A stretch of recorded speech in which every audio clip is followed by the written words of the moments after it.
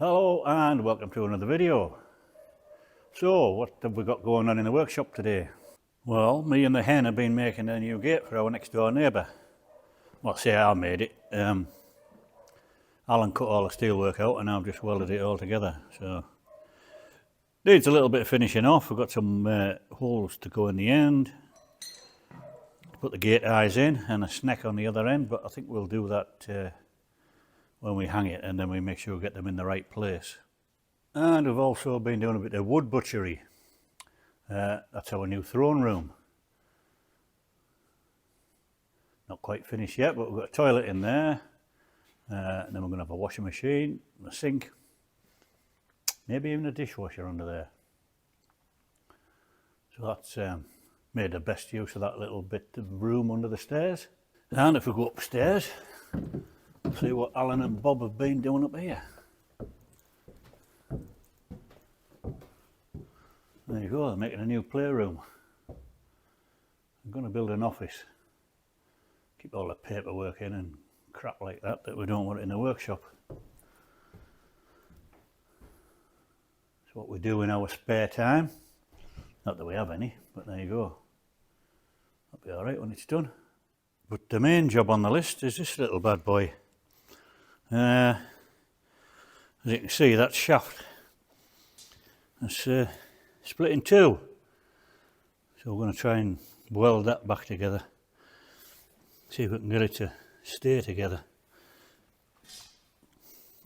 That's off a friend of ours, Richard Wesson's shit spreader, so yeah, it'll be interesting to see if we can get it to weld together okay. Well, we can get it to weld together. Whether it stays welded, that's a problem. But we'll give it a go. Right, I'm going to do this in the old workshop because there's a bit too much wood and sawdust about in there next door. And we don't want to be causing any fires. Now, if you're wondering what this is, it's not pretty. I got headbutted in the face off a cow the other day, so it's my own stupid fault, but never mind. There we go. Right, let's get on with it. We have our two halves of the shaft, and the cog on this end turns as it should, but the cog on this end appears to be seized, so I think that might be the cause of our problem. So I think the first thing, I'm going to try and get this freed off. We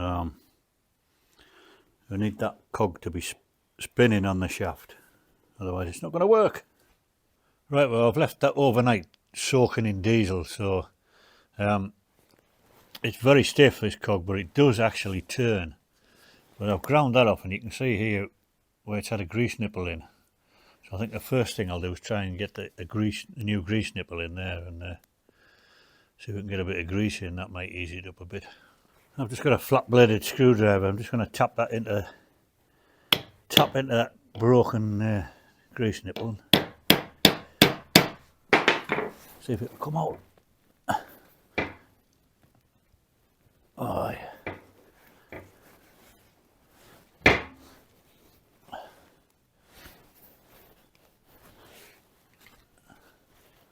It's moving.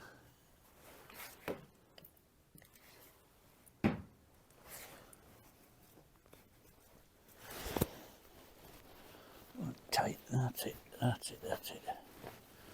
There we go. That was easy enough. There's a broken bit.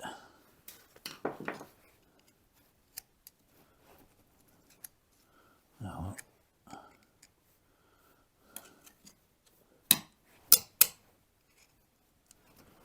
right, get a grease nipple in there.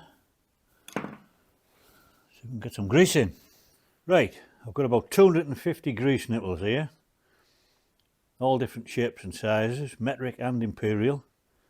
And as usual, there's not one of them fits. There's not one of them the right size. How does that work? Anyway, I've ground that shaft down, and I've just got it clamped in a piece of angle iron there, which should be any amount accurate enough for what we want. We're not making a crankshaft or something for an engine. It's just a shit spreader that's fairly worn. So that should do. That shaft doesn't actually turn. These cogs turn on the shaft. so that should do. Anyway, we'll get it tacked up and see what it's like.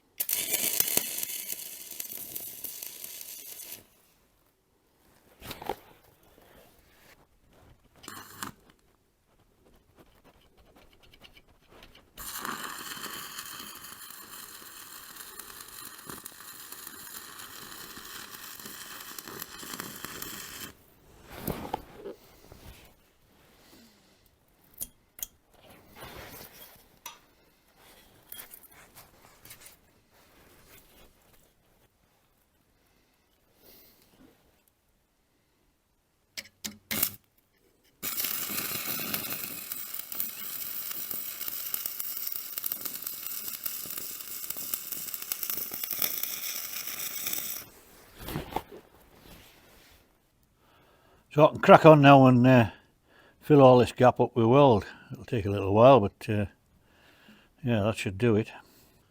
So that's it all welded up. Hasn't turned out too bad actually. And I found some grease nipples that fit. They're 8mm. I don't know why they don't put 8mm ones in the box, but never mind, they don't. So I've just got the this bit to weld back on. And what that does is this bit goes in between these two cogs and cleans all the shit out. Otherwise you get a build-up of shit in there and it can throw the chain off. So we'll get that, get it welded up and stuck back on. And that shaft's ready to go back in.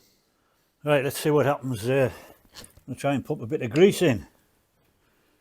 Try this one first because that should be the freest one.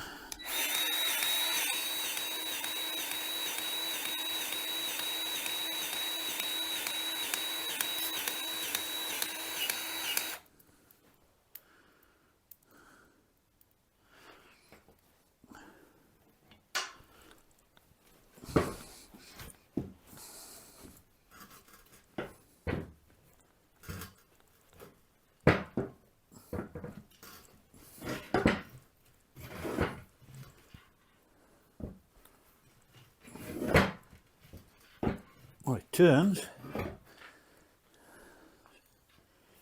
Get a bit more in.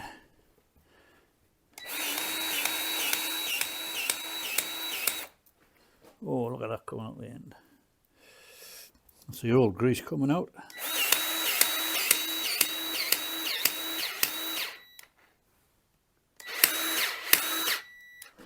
Oh, hold on. Right, I knew it would either run out of battery or run out of grease. There you go. Right, so she's lubed up and ready for action. That's where it's going to fit into.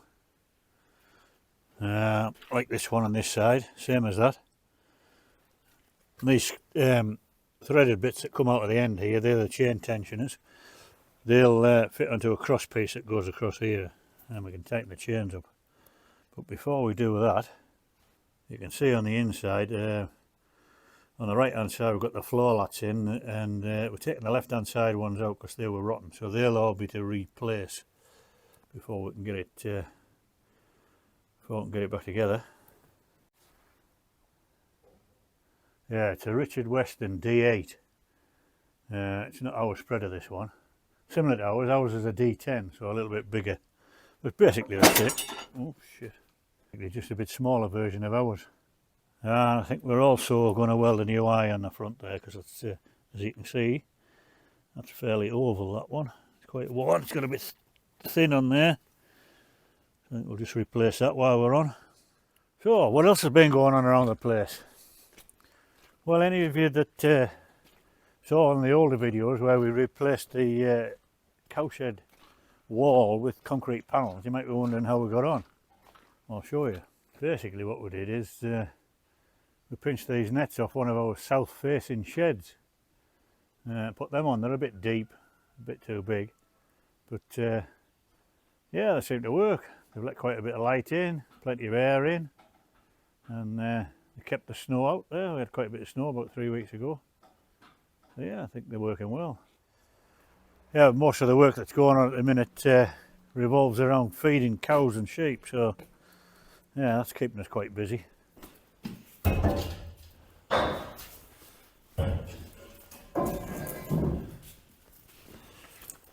That's better than a big hammer. 2 big hammers.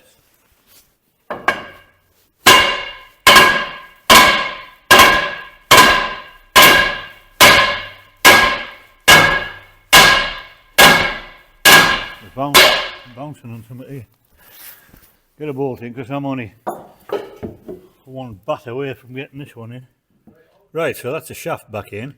But what we need to do now is, before we put the chains back on, we need to cut them and take a link out because the chains have stretched. You can see on the side that we haven't done yet, the adjuster's right out. So we need to take a link out of that side as well. And then put some new slats in the bottom. I've got a heap of slats there cut ready to go in. They're just slotting, that's quite easy to do. But in the meantime, we've got this drawbar to do. You can see that hole's quite oval, but when you flip it over, you can see, I don't know whether you can see there how much wear there is on there. So there's not a lot of meat left on that.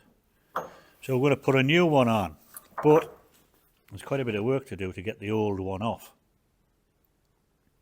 I'll just cut that end off because we've decided to leave this bit in, the back of the old one, because it's going to take a hell of a lot of work to get all that out. So what we decided to do is weld this new one on top of the old one. It will alter the height of the drawbar by the thickness of that new eye, but we think that should benefit us because it was having trouble seeing in the back of the spreader, so this will in effect lower the front of the spreader down. So we're hoping that it's not going to be a problem. So I'll get on and clean this up with a grinder now, get it ready for welding the new one on. Right, well, we're all cleaned up and ready for welding it on now, and I've chamfered a bit more off these edges right around there, just so that I can, when it's in place, I can get a bit more of a weld in that gap, and I'll fill that gap up. Get a bit more penetration, because we like a bit of penetration, don't we? Then when that's welded on, I'll box all this in, and it'll have a bit more strength, because it'll be welded along here as well, down the sides. So that's the eye all welded in and boxed in nicely. That should be strong enough. Most of the weight, there's not much weight on it, it's the pulling weight. I'm going to show you something you probably won't believe, but I can assure you there are no tricks involved. We've got a lot of length in front of the axle, but we've got a lot of weight behind the axle, so it's fairly well balanced. Promise, there's only me lifting it. Right, are you watching? Oh. There you go. So there's not a lot of weight on there. I've decided to make a new tray to run the hydraulic pipes in, so I've started off with a bit of box section. I've cut these bits out like that, and the hydraulic pipes can run in there, and these two bits will stop them jumping out, hopefully. But this needs to be on an angle, so I'm going to cut a V out of the bottom here and put a bend in that, so it runs like that.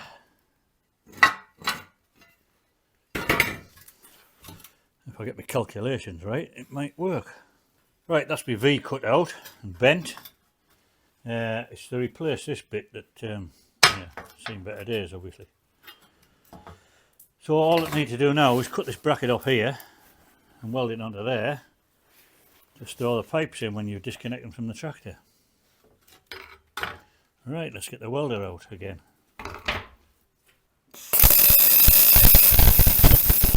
Well, that should be better than the one that was on. As soon as that paint's dry, I can get that put back on. And we've been on today and put the new lats in the chains. We've also taken a couple of links out of each side just to take up the slack. So that's all done. Finished. Ready to go back to work. So if you've enjoyed watching this video, give it a thumbs up, and I'll see you in the next one.